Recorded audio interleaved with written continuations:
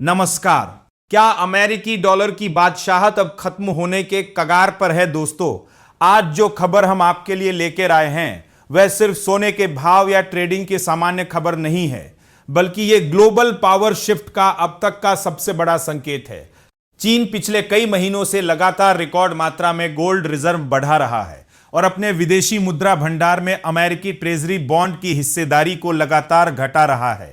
जानकारों का यह सीधा दावा है कि चीन का यह गोल्ड होल्डिंग्स प्लान असल में डॉलर पर से पूरी दुनिया की निर्भरता को पूरी तरह खत्म करने की एक बहुत बड़ी और सोची समझी रणनीति है। अगर चीन का यह दाव कामयाब हो गया तो ग्लोबल इकोनॉमी और आम आदमी की जेब पर इसका क्या भयानक असर पड़ेगा। आइए इस पूरी टाइमलाइन और आंकड़ों के खेल को विस्तार से समझते हैं। चीन ने सोने के बाजार में एक ऐसा खेल शुरू कर दिया है जिसने पूरी दुनिया के बाजारों में हड़कंप मचा दिया है। सोने की कीमतें $400 प्रति औंस के पास हैं और चीन इस मौके का भरपूर फायदा उठा रहा है, जिससे बाजार में हलचल मची हुई है। लेकिन कमोडिटी डिस्कवरी फंड के संस्थापक और द बिग रिसेट के लेखक विलियम मिडिलकूप का कहना है कि यह कोई सामान्य खरीदारी नहीं है।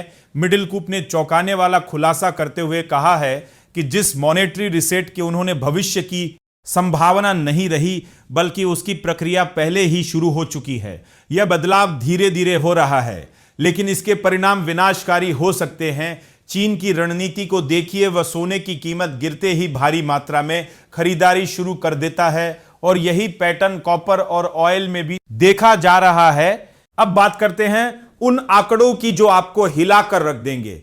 मिडिलकूप के अनुमान के मुताबिक अकेले जून के महीने में चीन ने 150 टन से ज्यादा सोना खरीदा है। इतना ही नहीं, चीन में सोने और चांदी की मांग पिछले साल के स्तर से 150% से 200% ज्यादा बढ़ गई है। हालांकि आधिकारिक तौर पर वर्ल्ड गोल्ड काउंसिल यानी WGC के आंकड़े कुछ और ही कहानी कहते हैं। WGC के मुताबिक जून में चीन के केंद्रीय बैंक की खरीद सिर्फ 15 टन रही है। तो क्या चीन अपनी असली ताकत और सोने के भंडार को दुनिया की नजरों से छिपा रहा है? मिडिलकूप का तर्क है कि चीन सरकार के नियंत्रण में मौजूद सोने की वास्तविक मात्रा आधिकारिक रिजर्व के आंकड़ों से कहीं ज्यादा है। इस रहस्यमयी खेल के पीछे की कहानी और भी गहरी है। साल 2015 में बीजिंग के एक कार्यक्रम के दौरान चीन के एक पूर्व केंद्रीय बैंकर ने खुद यह कबूल किया था कि केंद्रीय बैंक अकेला ऐसा संस्थान नहीं है जो सोना खरीद रहा है। असल में साल 2008 के वित्तीय संकट के बाद से चीन और भारत सहित सिल्क रोड देशों ने 5000 टन से ज्यादा सोना जमा कर लिया है। ये आंकड़े बताते हैं कि आधिकारिक तौर पर जो दिखाया जा रहा है, हकीकत उससे कहीं ज्यादा बड़ी है। चीन एक नई आर्थिक खिचड़ी पका रहा है और उसका एकमात्र लक्ष्य डॉलर की बादशाहत को जड़ से मिटाना है। चीन की यह सोची समझी रणनीति डॉलर को पूरी दुनिया में कमजोर करने के लिए तैयार की गई है और आने वाला वक्त ही बताएगा कि चीन का यह गेम प्लान दुनिया को किस मोड़ पर खड़ा करेगा। चीन का यह स्वर्ण मिशन आने वाले समय में वैश्विक अर्थव्यवस्था का चेहरा बदल सकता है।